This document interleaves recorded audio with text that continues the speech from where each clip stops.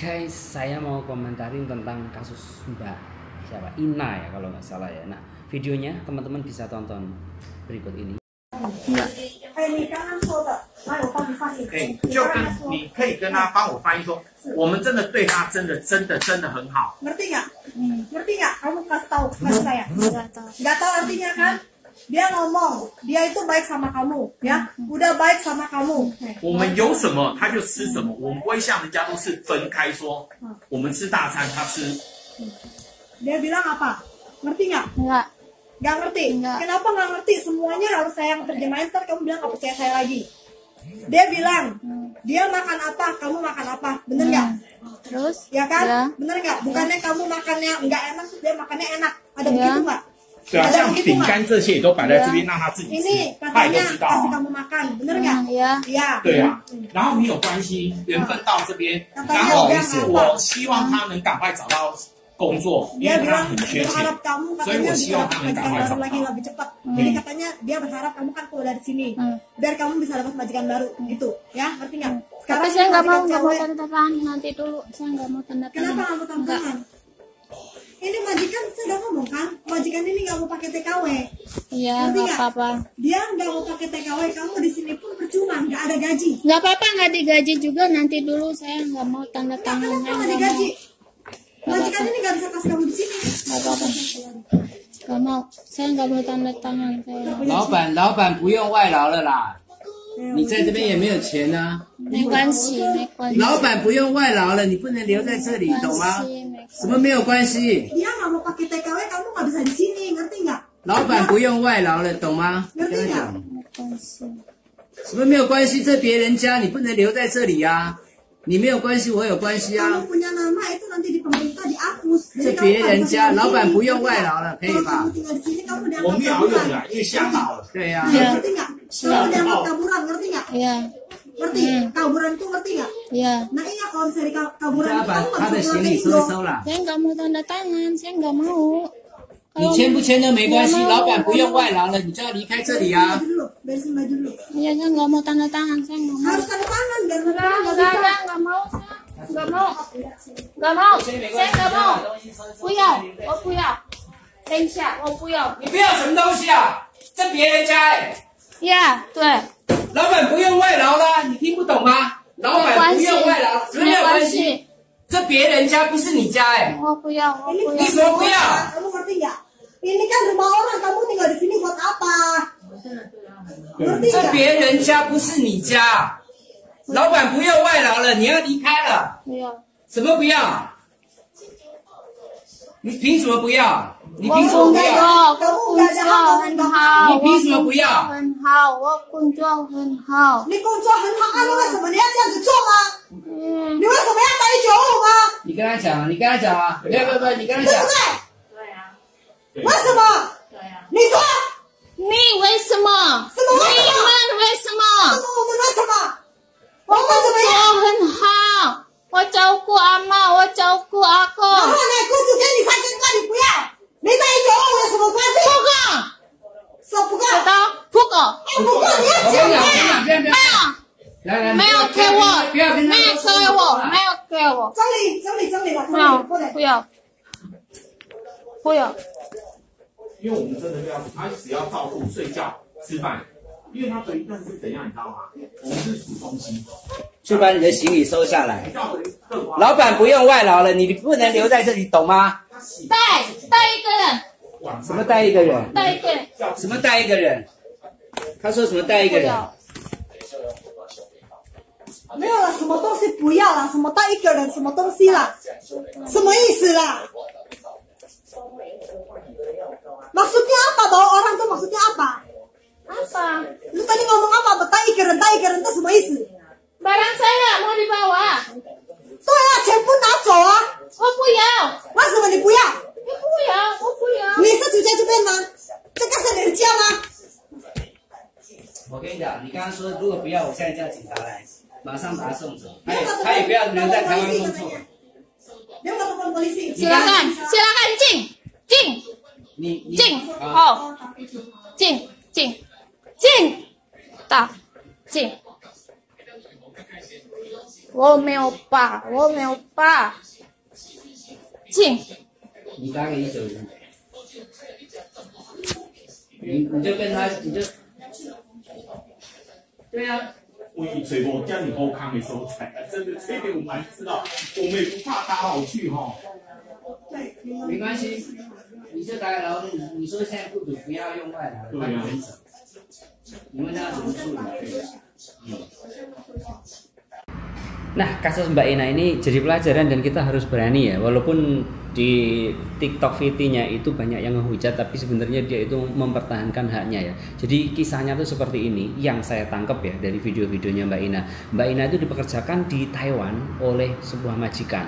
Dia merawat 2 lansia, kakek dan nenek. Sedangkan di jobnya itu adalah menjaga 1 lansia. Nah, di sini teman-teman semuanya waktu terima job di PT harus di sana biasanya sudah ada tertera ya. Di rumah itu ada berapa orang yang dijaga berapa itu biasanya sudah ada tertera di sana. Kalau itu tidak sesuai ya ini namanya melanggar job. Nah, Mbak Ina ini gajinya cuma ditambah 3.000 katanya ya dalam video itu dia cuma ditambah gajinya 3.000. Jadi 22.000 ditambah 3.000 berarti sekitar 25.000 untuk menjaga 2 lansia. Nah, karena merasa nggak terima, masa tambahnya cuma 2.000 ya harus dinaikkan lah kayak gitu. Akhirnya cekcok lah dengan majikan. Nah, setelah ada itu Mbak si Ina ini menelpon 1955 dan mengadukan permasalahannya bahwasannya ia double job, dan double job itu nggak boleh ya kecuali ada kesepakatan awalnya itu bisa, tapi kalau double job tidak melanggar aturan PK perjanjian kerja itu nggak boleh. Dia telepon 1955. Nah,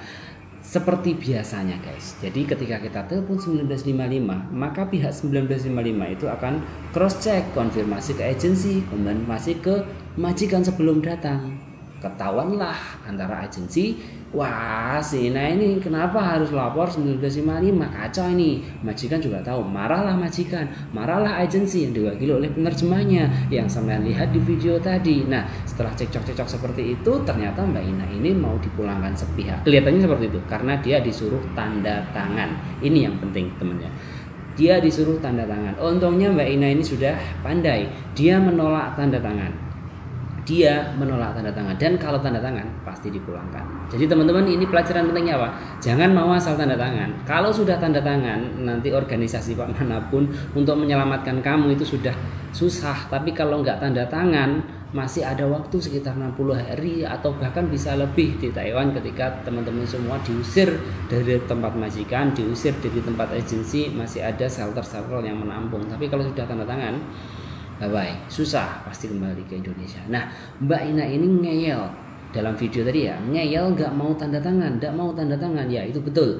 Terus si penerjemah itu dengan nada marah, dengan lemah, aku tidak butuh wailo katanya, aku tidak butuh pembantu, tidak butuh gini gitu. Tapi Mbak Ina ini kekeh, dia tidak mau tanda tangan dan tidak mau keluar dari rumah majikan sampai majikan itu bilang yang diterjemahkan oleh agensi, saya nggak butuh pembantu, saya nggak akan gaji kamu, Mbak Ina jangan, nggak apa-apa gitu. Karena kenapa Mbak Ina ini bertahan seperti itu, dia menunggu Depnaker itu tidak datang ke rumahnya, apalagi ini kasusnya viral, pasti sebentar lagi juga ada bantuan untuk Mbak Ina ini ya. Nah, kenapa harus menunggu Depnaker? Gini, kalau Mbak Ina udah laporan 1955 itu kita harus benar-benar berani memperjuangkan hak kita, jangan setengah-setengah.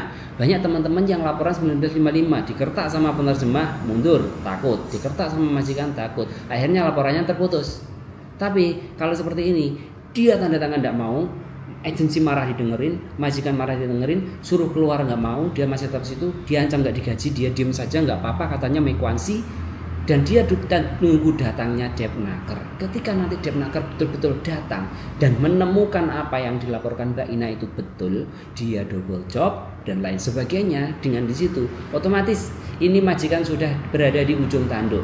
Dia bakal kena sanksi, nggak boleh ngambil PMI. Ya, itu betul.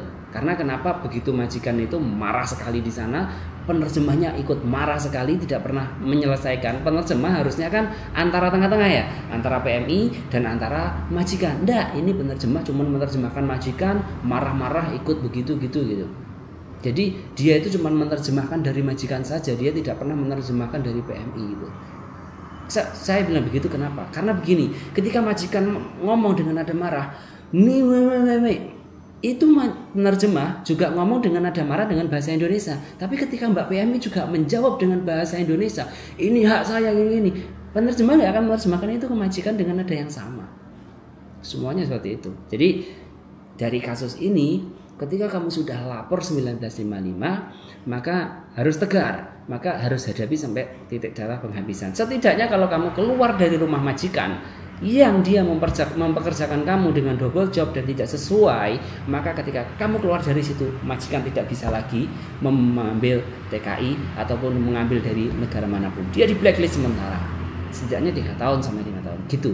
Jadi kamu keluar dari sana rugi, majikan mengeluarkan kamu juga rugi. Nah, kalau seperti ini terjadi, nanti terus ada 1955 Depnaker datang ke sana dan tidak ada solusi, intinya Mbak PMI-nya gagah, majikannya juga merasa tidak bersalah, maka ketika sudah semuanya itu dibuktikan, PMI-nya pasti benar kalau memang di sana double job, majikan akan ketakutan. Tapi biasanya ada case ataupun kasus-kasus ketika didatangi Depnaker, kemudian ini suluh atau baikan dan akhirnya ketemu jalan tengah. Itu juga ada. Jadi teman-teman kalau sudah lapor 1955, jangan pernah mundur. Kalau kamu mundur rugi. Jadi kamu mundur, majikan juga harus kena. Nah, semoga kasus Mbak Ina ini yang viral ini dan teman-teman yang banyak yang menghujat di sana ya, banyak yang menghujat Mbak Ina ini mendapatkan jalan yang terbaik. Jalan terbaiknya apa? Kemungkinan pertama Mbak Ina keluar, tapi kalau dia menunggu datangnya Depnaker, majikan juga kena blacklist karena double job. Dia salah majikannya juga ya.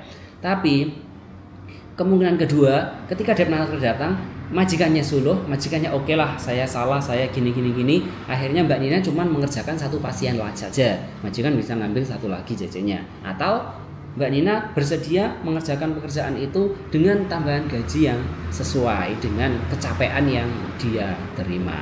Nah, seperti ini jadi pengalaman untuk kita semuanya, karena ya kasusnya seperti itu, yang saya pahami seperti itu. Mungkin kalau dari teman-teman yang lain atau mempunyai pandangan lain bisa lah kolom komentar kita sharing, karena di sini tentang terkait ketenaga kerjaan seperti ini banyak sekali yang teman-teman mengalami di luar sana tapi tidak mau atau tidak berani meng-up di media sosial, sehingga hanya dirinya, agensi, majikan dan 1955 yang tahu, dan kebanyakan hasilnya zonk. Kita selalu dirugikan, kita selalu di pihak yang dirugikan, kita sebagai PMI selalu menjadi korban. Itu yang ada. Nah, semoga Mbak Nina baik-baik saja dan mendapatkan yang terbaik, dan ini jadikan pelajaran dari kita semua ya. Siayo, tetap semangat. PMI adalah pahlawan keluarga dan negara. 我们可以看那个薪资表，你们可以要求，可以，你们可以要求。有啊，我弟弟有请他家沟通哎，像我昨天我弟弟特地回来啊。对对对。